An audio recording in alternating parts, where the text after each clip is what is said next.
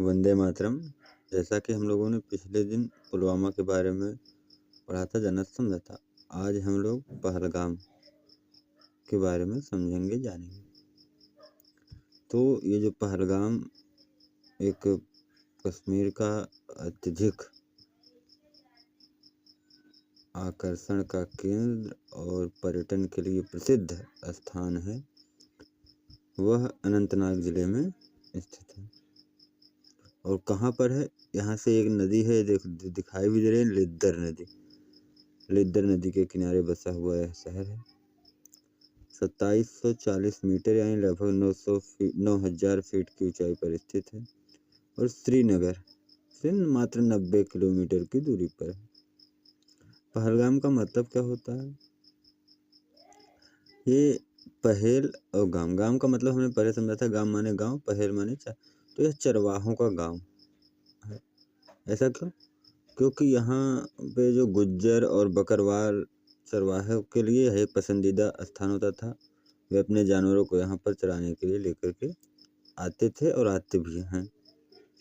सिकंदर, मुगल और डोगरा शासन जब था तो उस समय यह महत्वपूर्ण ठहरने का स्थान हुआ करता था। साथ ही साथ इसी के ऊपर, जिसको हम लोग कल पढ़ेंगे, अमरनाथ गुफा। तो यह अमरनाथ गुफा यानी अमरनाथ यात्रा का बेस कैंप यहीं पर है। यहाँ से मात्र 16 किलोमीटर की दूरी है और यह धार्मिक रूप से भी महत्वपूर्ण है।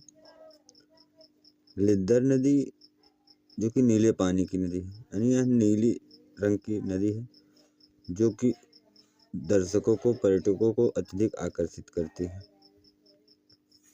यहीं एक चंदनबाड़ी स्थान है जो कि अमरनाथ यात्रा के लिए प्रसिद्ध है।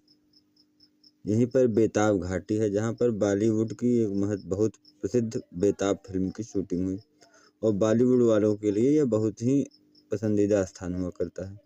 यहाँ पे ऊंचे देवदार वृक्ष, हरे भरे मैदान हैं।